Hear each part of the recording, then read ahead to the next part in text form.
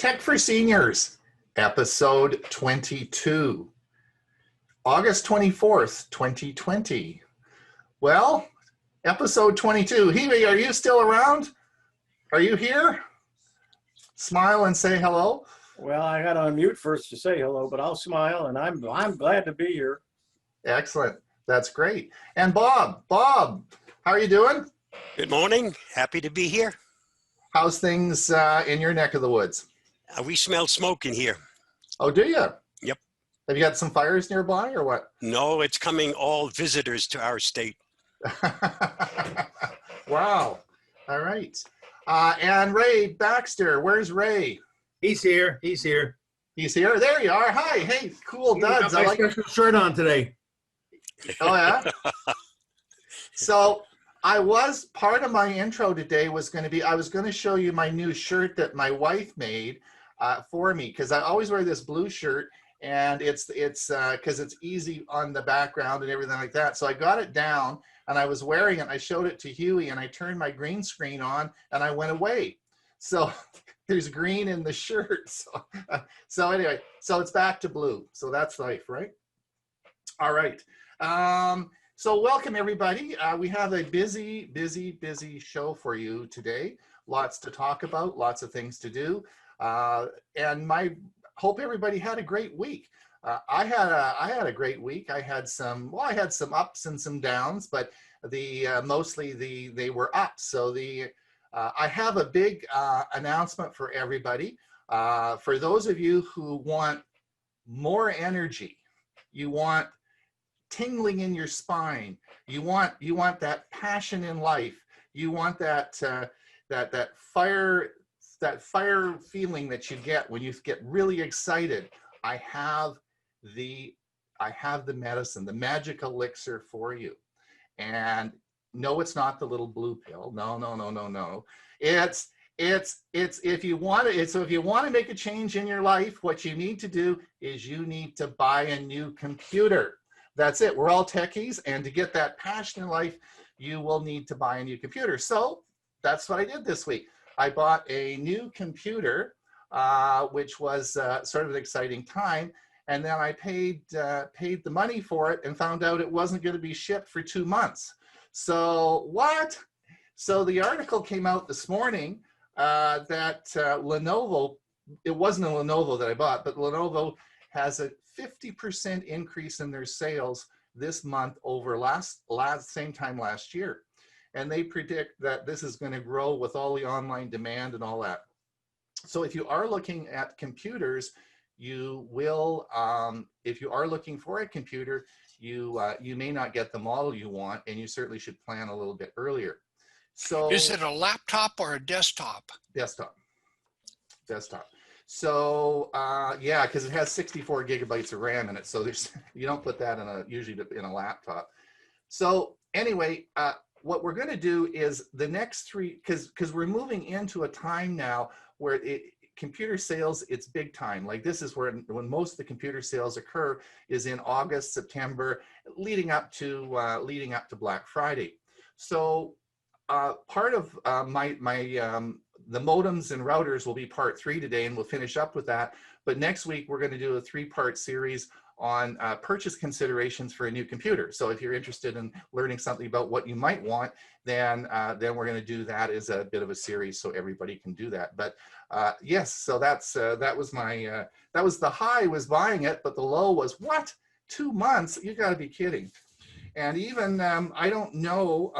The article came out. I don't know if any of you are flight simmers. Like, do you know Microsoft? We don't talk a lot about gaming, but Microsoft's new flight sim they've just brought out is huge, and is huge. Like it's real time. It's going to be able to you're going to be able to run it on an Xbox and also virtual reality. And so this is really quite amazing.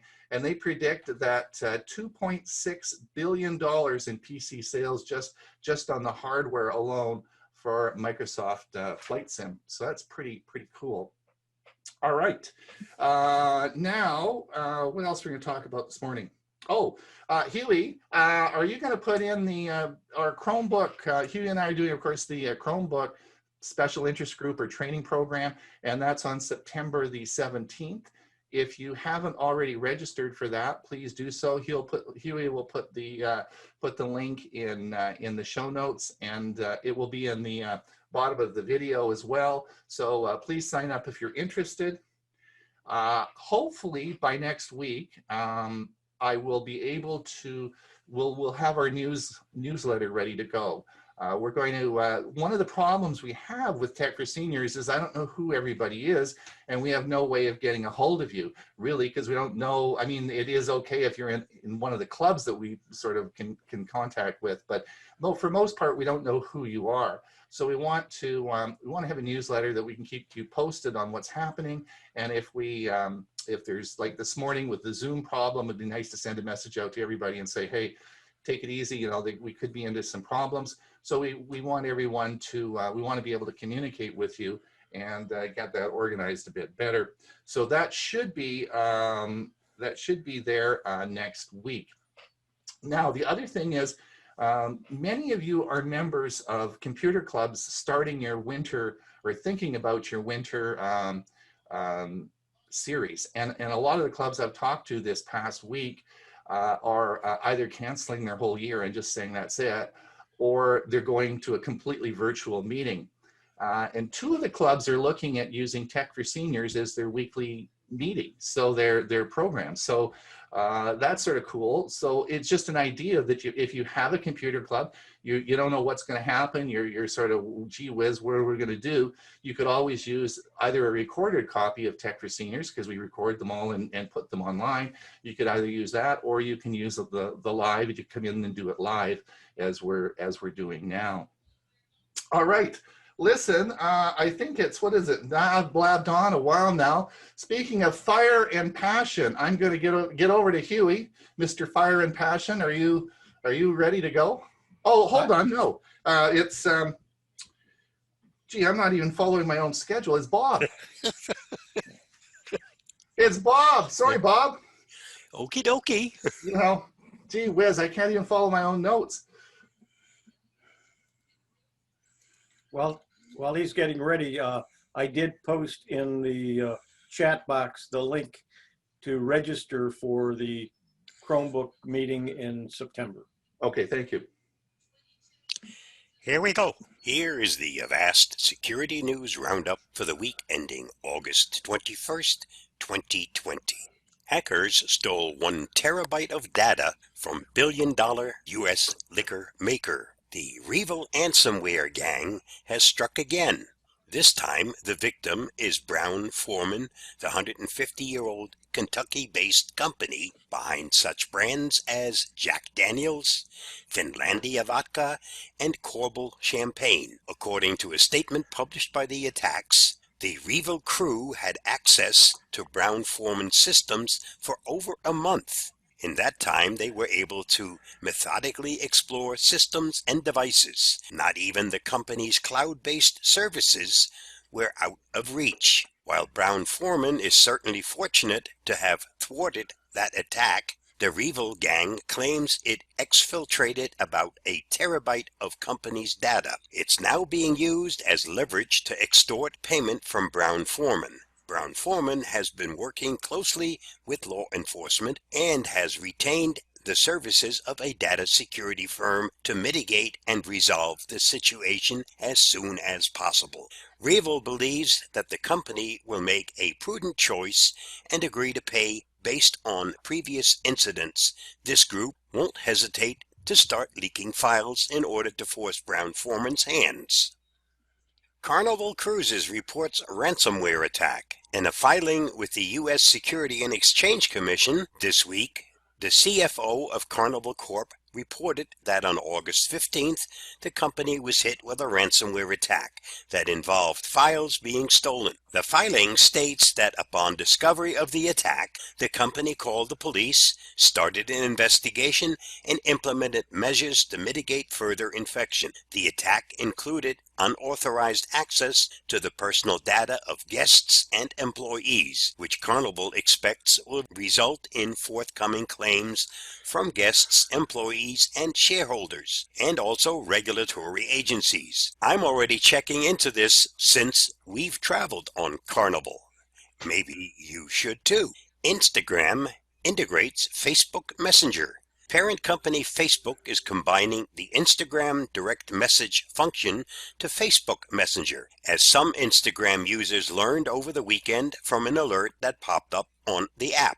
Forbes reported that Facebook has talked for over a year about unifying Messenger, WhatsApp, and Instagram in a way so that users can message each other across the various apps. One major complication with the plan is figuring out the security, as the three platforms currently hold different levels of encryption. Facebook told Forbes the company is committed to encrypting all its messaging functions end-to-end eventually. Apple grants third-party repair shops proprietary access. This week, Apple announced that it would begin providing certain third-party Mac repair shops with parts, tools, and training to repair Mac computers. Apple launched the program last year, but only in relation to iPhone repair and iPhone parts. This week's announcement expands the program to cover Mac computers, with Apple stating that it has updated its materials and training base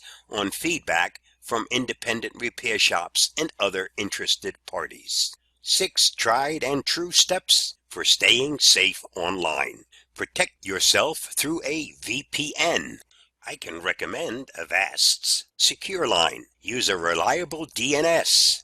There are quite a few available. Google, Cloudflare, OpenDNS are just a few. Get to know your browser. Some of the ones to choose from are Chrome, Firefox, and Edge. Update your software and operating system, and do it as quickly as possible. Use a password manager, such as LastPass, Bitwarden, Dashlane. There are many others. Make use of ad blocking.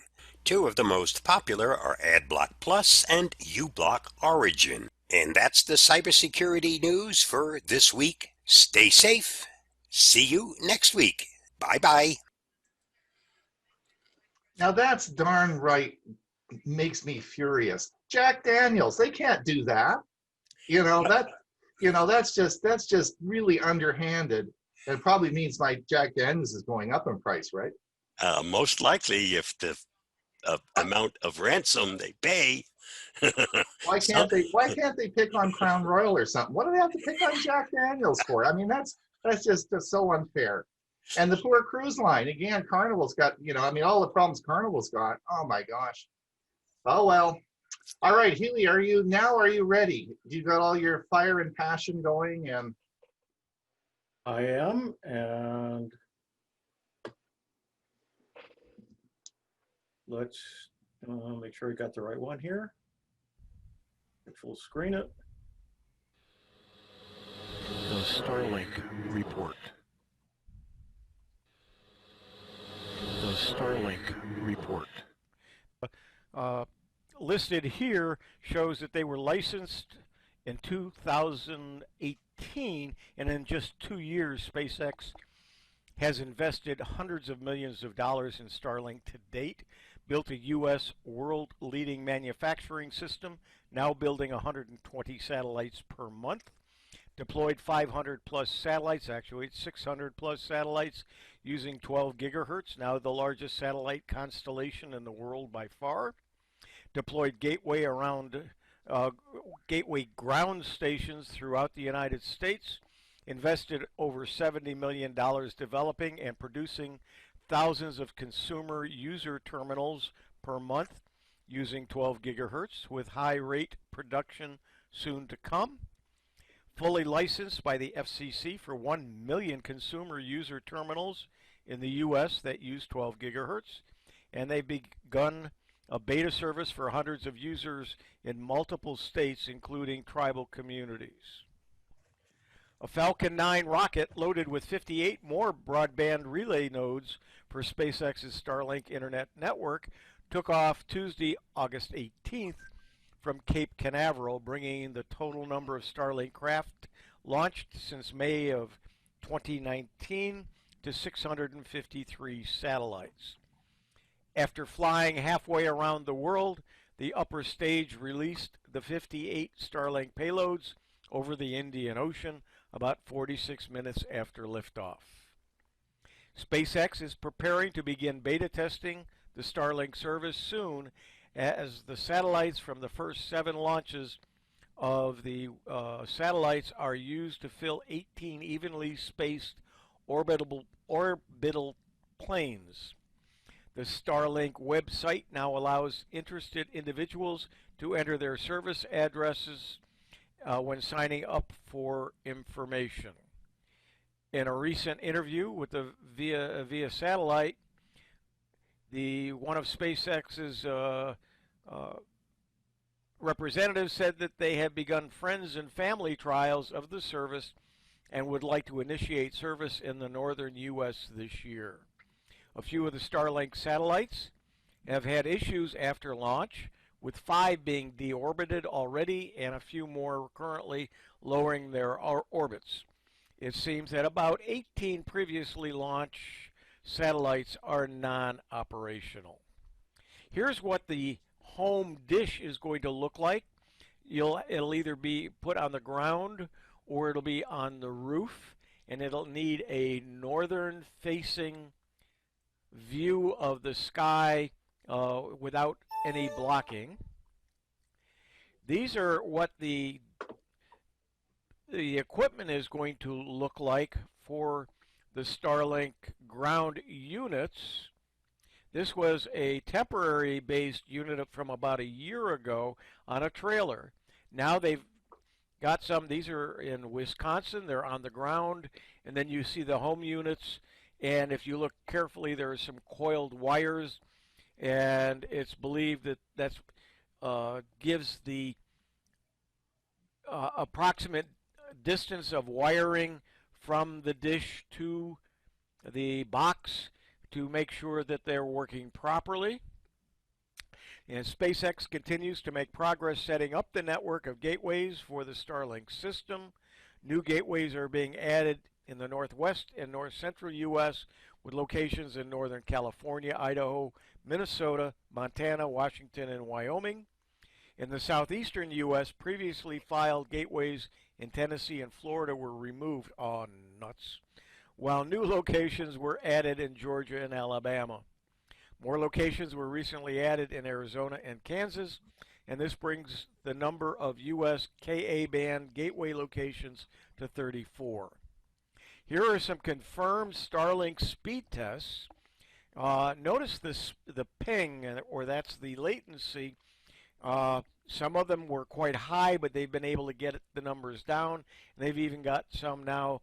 It's been substantiated that some of them are getting the latency in the 20 millisecond range, and so they're really getting it down. They of course aren't getting the speeds that they were talking about in the beginning, but once they get where they've got it down pat, then they'll work on the speed. Again, here's what the home dish will look like. It's about a 24-inch pizza size. This is what the home router will look like, and that'll be what will be inside of your home. So it's closer than we realize before the beta test starts. My understanding is the beta test will be free. You'll get free equipment.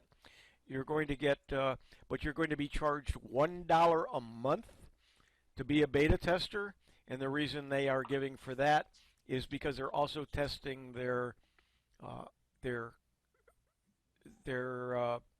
payment structure and software at the same time, and so that's what that'll be used for. And they're also going to have a non-disclosure agreement that you'll have to sign, so you're not even going to be able to tell people you are a beta tester for the service. And so when people stop talking about it, they may be a beta tester. They are not allowed to say anything about it while they're doing the beta testing. So, ladies and gentlemen, that's the Starlink report for August 24th.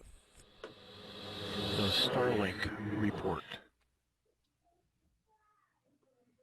So Huey, they've really come a long way. Like we're actually going to see this happen quickly, eh? Yeah, and there's another rocket going up later this week. They've got not Starlink, but SpaceX has 3 rockets going up this week, and the third one will be another 60 satellites. Right. So that'll Wow. put them up probably over, or either close to or over 700 out there. So on the website, the Starlink website, I was looking the other day, and they're saying that right around the middle of October is when it's going to be in operation. Yeah, it's going to happen quickly, eh? Yes, the beta test, the inside beta test should start pretty soon. Then the public beta will probably start towards the end of the year. Yes, indeed.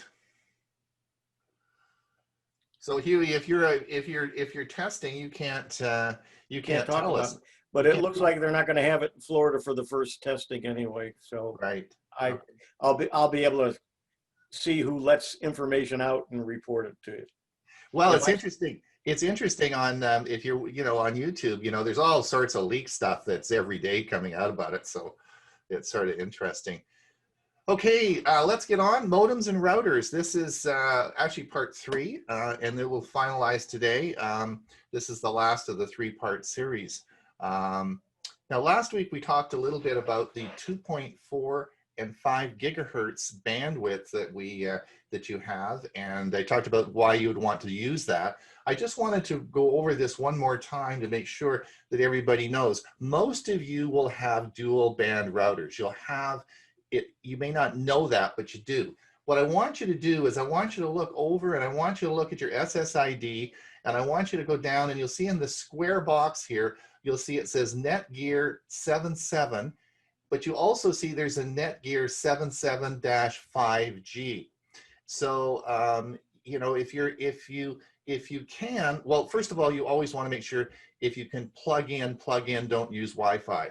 But if you have your choice of Wi-Fi and your Wi-Fi router's in the same room as your computer, you always want to connect to the 5G there. Now, this isn't 5G like the phone thing we talk about. This is just 5G Wi-Fi, and that means that it's going to be twice as fast as your 2.4 and probably less congested. So have a look at that and just make sure that you're connecting there. Now I want to talk a little bit about mesh routers. This is a new, so we talked about dual band routers, but you go to the store now and you'll find out that there is a thing called mesh routers. And this has been available for the past 2 or 3 years. Mesh routers are mostly used for larger houses. In other words, this is size matters. And so you'll see in this case, this is a large house, and you'll see that there are a number of mesh satellites here. So the concept behind this, and there are a number of companies now that make them, and there's Eero, there's Orbi, and a whole bunch of them. But what happens is you have a base station, which is where your primary connection is, and then you will have a satellite. Now the satellite, in the case of the Orbi, the satellite goes on each floor. So if you have a 2-floor house, you would use one on the main floor, and then you'd have the second one on the second floor. With the Eero, I believe it's one per room. So you'd want an Eero in each room. So it depends on who makes the mesh router to how many you're going to need.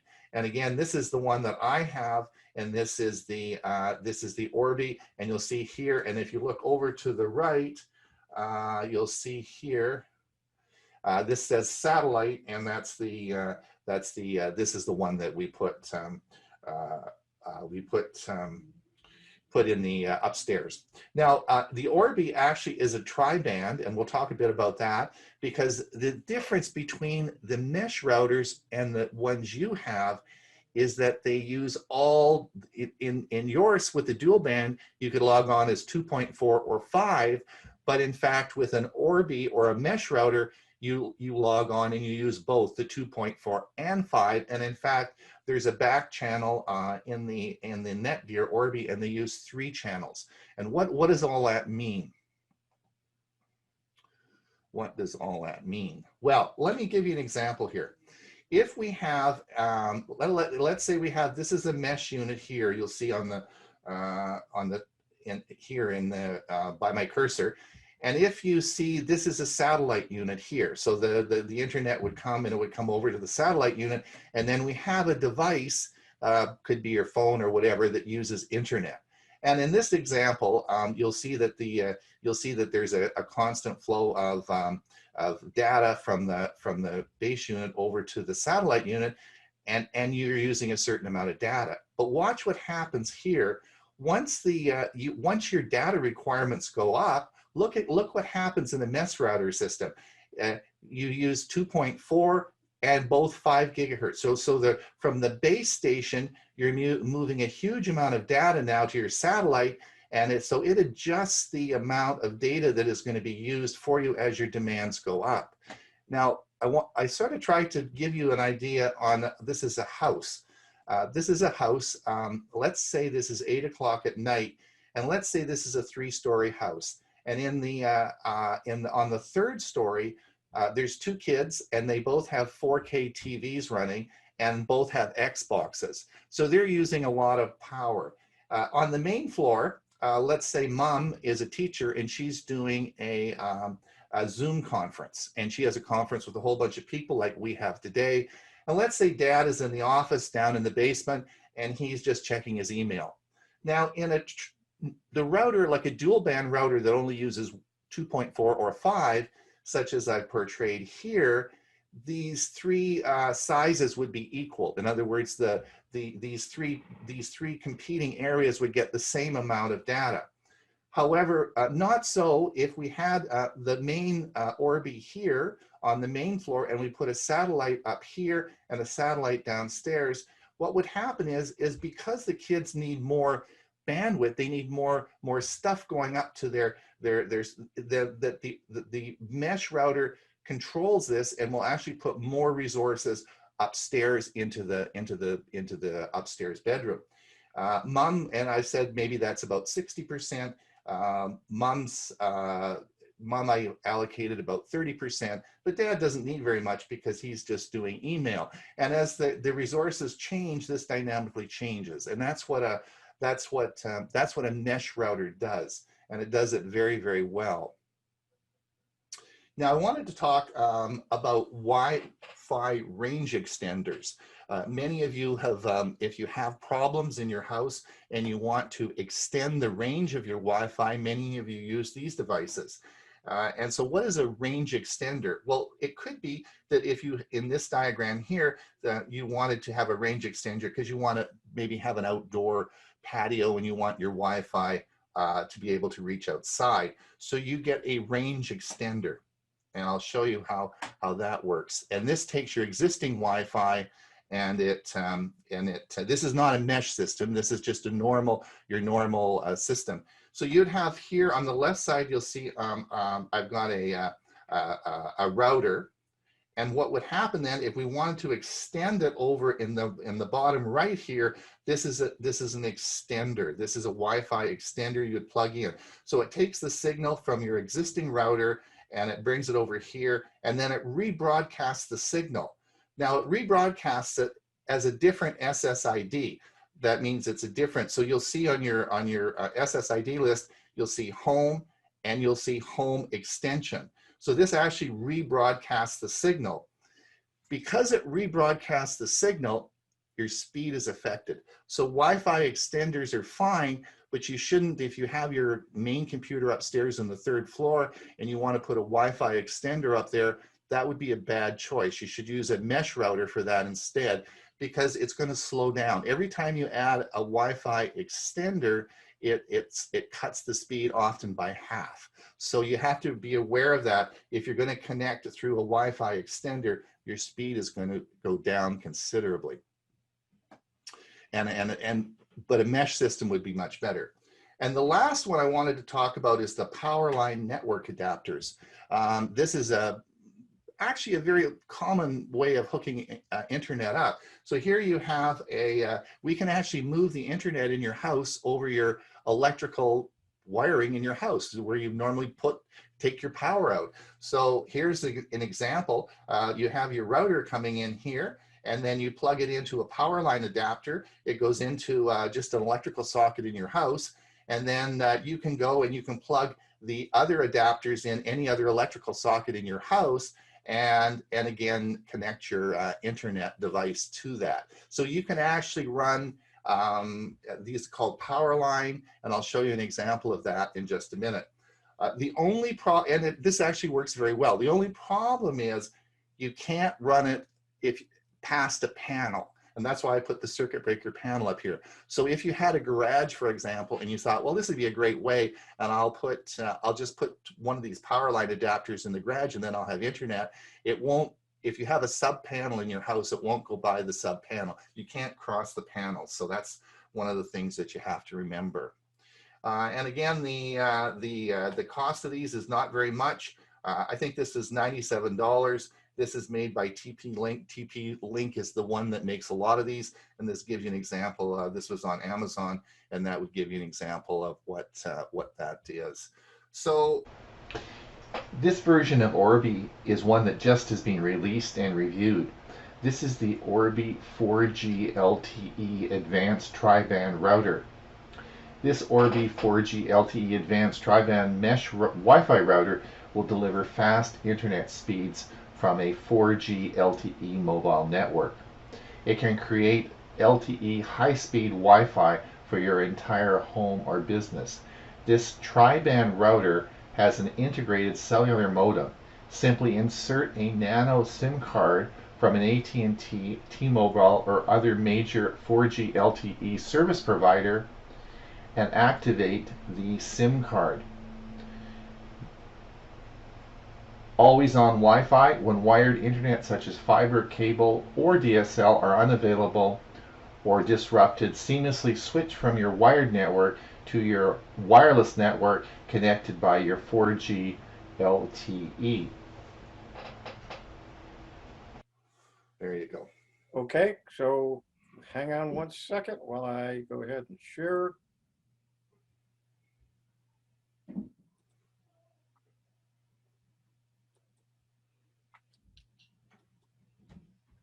And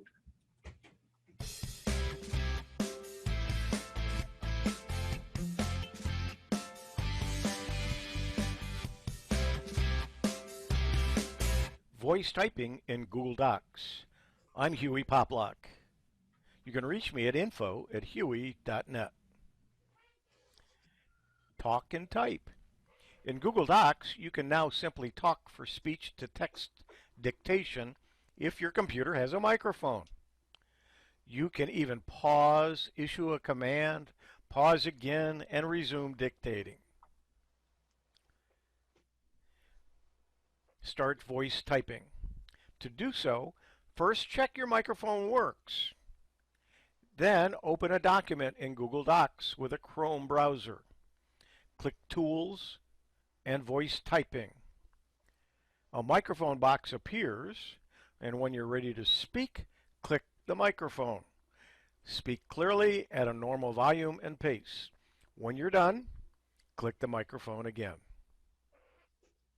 Correct mistakes while voice typing. If you make a mistake while you're typing, with your voice, you can move your cursor to the mistake and fix it without turning off the microphone. After you correct the mistake, move the cursor back to where you want to continue. To see a list of suggestions, right-click words underlined in gray. You can use these phrases to add punctuation to your text. Period, comma, exclamation point, question mark, new line, and new paragraph. Voice commands. You can use commands to edit and format your document when you voice type. For example, select paragraph, italics, or go to the end of the line. Note, voice commands are available only in English. The account language and document language must both be English. Here's a list of many of the items to select text and what commands to say to do so. Here are some links to help you. Leave it on the screen for a moment. And we will put these in the video, in the note box under the video on YouTube. And let's start our demo.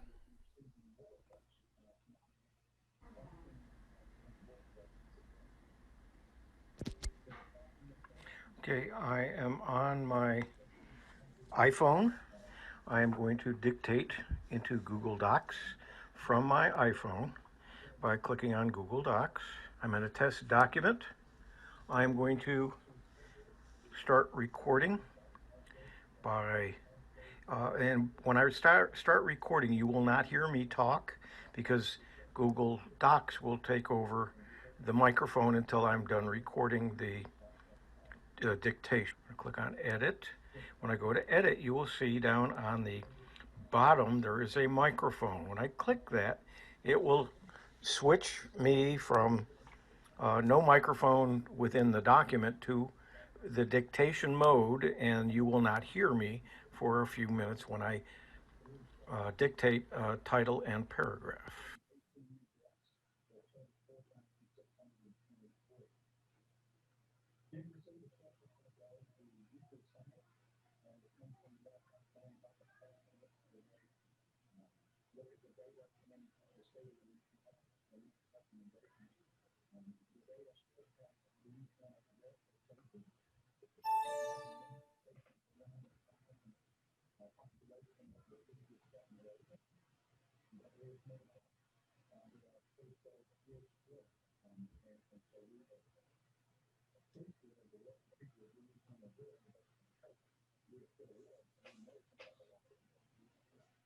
I've stopped the recording, and you should see the information there.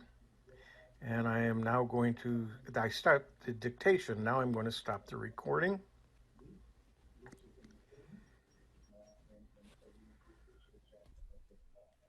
We're now going to add to the same document using a different device, and that's going to be an Android phone, cell phone, and it's Galaxy S8 Plus, but it would work with any of the Android phones using Google Docs. We'll open up Google Docs,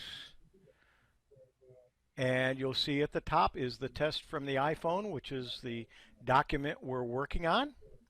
So we're going to click on it, and there is our document.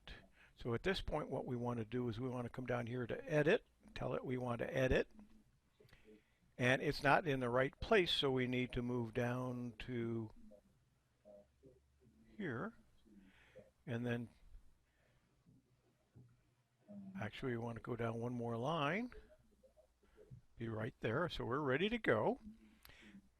Now, in this case, what we're going to do is we're going to use the microphone, which is just above the keyboard and just below, or the second line, I should say, in the icons. We're going to click on the microphone. We have to tap to talk. Since we are technology users, comma, whether beginners or gurus, comma, there are ways for our groups to serve the members, period. Many groups have already used Zoom to have APCUG Speakers Bureau presentations, period. Skype is another service for remote presentations, period. New paragraph. New paragraph. And so we've added that paragraph, and we'll stop this now, and then we're going to switch over to a PC. We started a document using our iPhone, and then we continued working on that document on our Android phone. Now we're on our PC, and the document that we're working on is a Google Doc.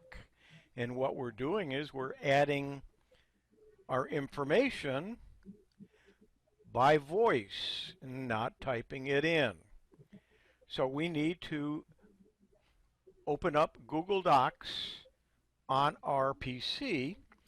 And remember, when you're doing that, that you need to be in the same Google Drive and account that you have that you're using with your mobile devices. Because I have several Gmail accounts, so when I start up my Google browser, it defaults to an account that's not the one that I usually share and have the most storage space. I pay for some storage space.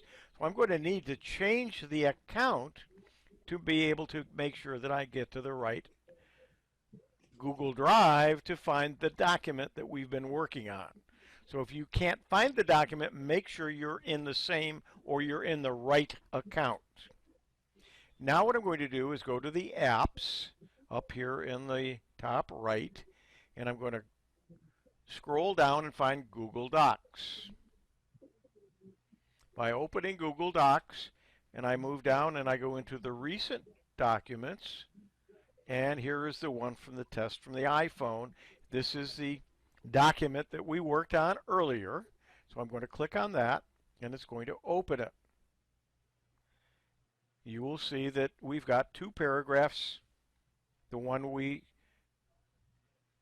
entered using our iPhone, and then the paragraph that we used with the Android. Now we're going to come down. So I'm going to come down here and actually come down to the next line, and you'll see that I go to Tools and I go to Voice Typing. When I'm ready to start, I am going to click to speak and then start the recording. New paragraph.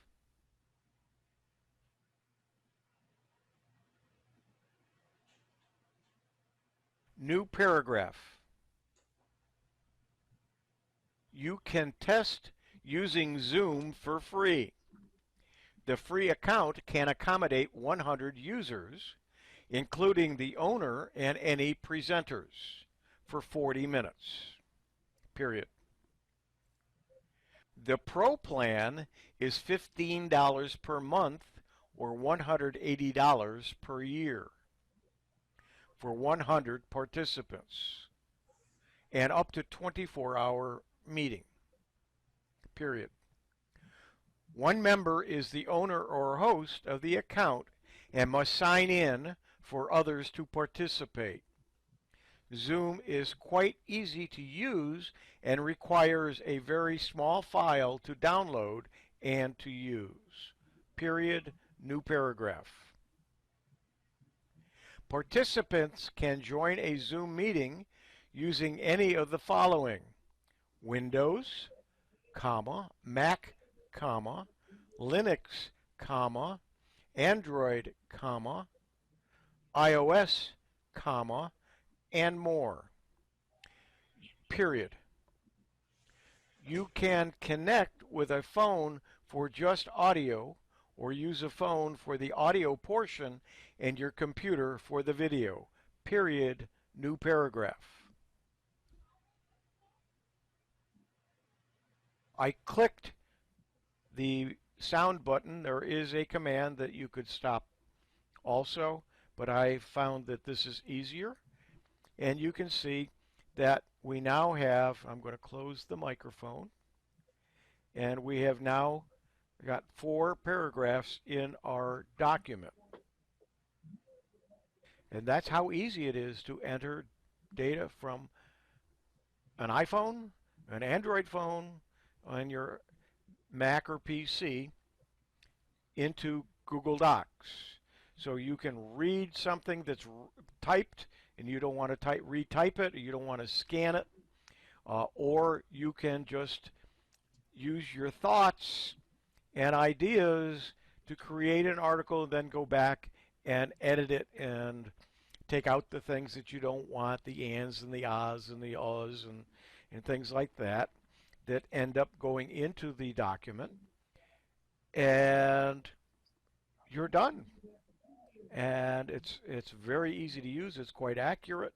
And again, this is in Google Docs. That is a free program, and I'm storing it on my Google Drive so I can access it from any of my devices. Huey, this is also just as easy to use when you're using a Chromebook.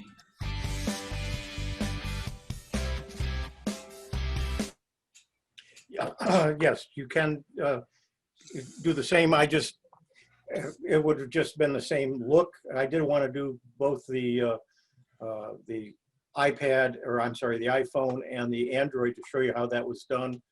And then take the same document, go from device to device, and just add to the same document very easily.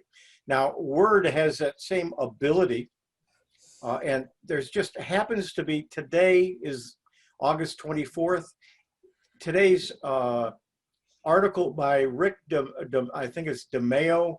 He is a journalist, a technology journalist out of Los Angeles, but he's on several radio stations as well. His article today is on the same topic. So good minds think alike. So Huey, I have a comment. sure. I have used both, and I'm sorry to say, when I first started this thing, you cannot have any music on, you cannot have any talking on, you can't have any dogs barking, because all that background is picked up into what you're saying. It worked on my case. Well, a lot has to do with your microphone, absolutely. You don't, but the same thing is when you're on this meeting, you don't want those things in the background either. But I have used it. I've tried to use it when I'm in a public place with the phone. It's fairly easy to use, especially if you put if you got earbuds that have a microphone, use that, or if you got a headset, use that.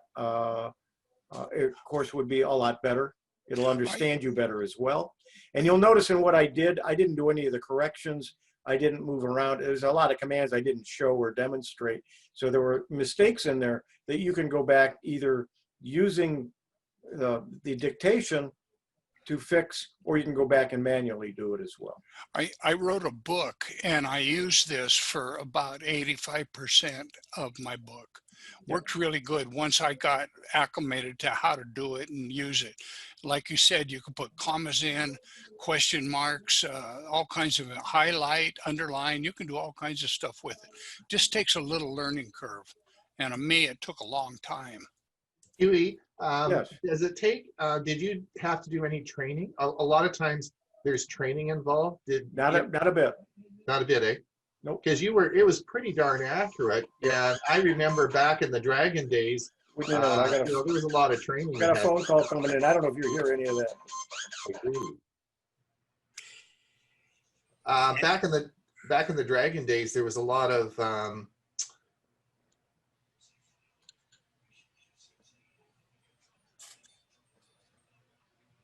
I don't know if you got any noise or not. What happens is I have my phone tied to my computer, and somebody called me, so it took over the whole sound. So I didn't hear what you just said. Oh, I said back in the Dragon days, and Dewey, I know Dewey does Dragon quite a bit. There's some training involved. There was training, training your voice and training that, but you had no training. It just picked it up that easy. Yep, sure did. Huh, interesting. Anne Marie had her hand up. I was wondering how to do the corrections again. If you the sheet, I'm sorry, the links that I had on one of the slides, I'll get that to Ron to put in the show notes online, and one of them has a list of all of the commands to do all of the editing and all the things you could do. Okay, thank you. All right, Ron Dewey has his hand up. go ahead. Unmute yourself and say hello. Okay, this is Dewey. I have a question for Huey. Okay. Now, I have a Samsung S8 phone, and I almost never use the keyboard because I do all voice to text on this phone. Would that be exactly the same system that you're using or you demonstrated today, or is it a different Google system? I don't know. It's probably the same system, but what I was doing was within the Google Docs. Sure. You saw that I hit the microphone in the Google Docs. Although part of the question would be also if I'm going to check this, if the command side of what you're doing works. In other words, like new line or well, the period and question mark and exclamation point do, but I've never tried new line or paragraph or some of those other commands. So I will try that. Okay. So in my case, it was all about enunciation. You can't slur your words, or you have to really talk clear, and then it really works good. Correct. You don't do it when you're drunk. So Dewey, can you give us a talk next week, and maybe a 5-minute, and let us know compared to your Dragon how it works? Oh yes, right. I'd be happy to. I mentioned this a couple of weeks ago. I'm a huge enthusiast of voice to text, and I would love it if I could talk other people into it. It's just great. It has its downsides, like Greg mentioned. You can't have a noisy background. You can't always do it, but whenever it's quiet and I can do it, I do it. I use it. It's great. And Marie, you had a question? Yeah, I have a problem because I dictate everything on my iPhone, and that's from emails to WhatsApp notes to whatever. And I've switched it to two languages. I can do it in German and I can do it in English, and it works very well. Except lately, the languages are getting confused, and I don't know how to separate it and how to make it right again. So it's gibberish in either language. So I don't know what to do. And you're using what? Anne-Marie, what are you using for dictation? What am I using? My iPhone? Okay, but you're using the Google Docs. The microphone at the bottom, and then you can switch to different languages. And so I have German in there, and I switch with the microphone to one language or the other. It works really well, and it worked for a year or two, and now it's kind of getting confused. But you might be using a different system. Yeah, hold on. Just a minute, Greg. We've got Ray. Where's Ray? Ray Baxter, you're going to share your screen now. We're getting close to the top of the hour here, and Ray has some music for us. Where's Ray? Here, I'm here. Can you hear me now? I can. There you go. You want to share your screen, or? You start now? Yeah, go ahead. All right, so today I'm going to focus on the song, The Sounds of Silence. And this is a song, of course, we all know, Simon and Garfunkel. Came out originally as an acoustic version on their 1964, the very first album Simon and Garfunkel did, called Wednesday Morning 3 a.m. And the only instrumentation in the original version of this song was Paul Simon's guitar. Believe it or not, the album sold poorly. And I'm thinking that Columbia Records at the time was wondering, did they make the right decision in signing a contract with this duo? So without the knowledge of either Paul Simon or Art Garfunkel, electric guitars, bass, and drums were overdubbed by Columbia Records producer. The producer was Tom Wilson, who also was the producer for Bob Dylan's songs. And this updated version was released a year later, 1965, as a single. And as history will report, this went on to become Simon and Garfunkel's signature song. So let's fast forward to 2016, 50 years later, and performing live on the Conan show is the heavy metal band known as Disturbed. Wow, that was great. How many records did they sell? With the band Disturbed, or? No. Simon and Garfunkel with that. What was it? Oh, I don't know the exact number, but it was, definitely went platinum. As I said, the original album has the acoustic version, and that sold poorly. But the individual record, when it came out, was a big seller. And today, they're not really performing anymore, but when they were, if you look at the concert in Central Park as an example, the last song they sing is always Sounds of Silence. Really? Who is the band's name? Disturbed. Disturbed. Yeah. That was great. Thanks, Ray. That was great. Yeah. Hey, you know what? It's top of the hour. It's time to go. Hewie, are you going to be back next week? I will try to stop by. All right. And Bob, where's Bob? Right here. Never And you're miss going to it. be with us next week? Sure will. Ray, are you going to be around? For you, always. All right, listen, everyone. Thank you for coming. Thank you for listening to us. We will be getting a newsletter going by next week, hopefully. And don't forget, stay safe, wear your mask, and we will see everybody back next week, same time, same place. Good willing that the Zoom meetings will be up and running. I know there were some people that had some trouble logging in. Byron, for one, said he had some problems with getting in. So hopefully the Zoom will get everything fixed up. But anyway, stay safe. Have a good week, everyone. And we'll Bye. see Bye, next everyone. week, okay? Thank you. Great sound, Ray. Bye-bye. Glad you enjoyed it. Thank you. Happy trails.